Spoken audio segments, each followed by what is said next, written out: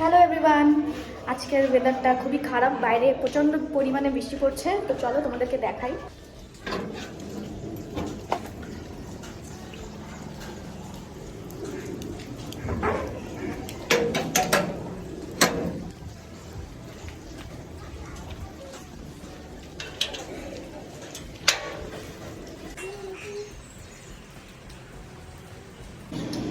প্রত্যেকদিন ভাবি ডায়েট করব, ডায়েট শুরুও করেছি, কিন্তু আমার দ্বারা ডায়েট হবে না।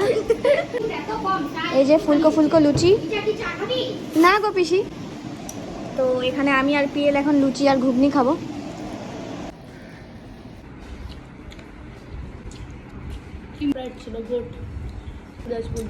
আমার খুব যাওয়ার ইচ্ছা।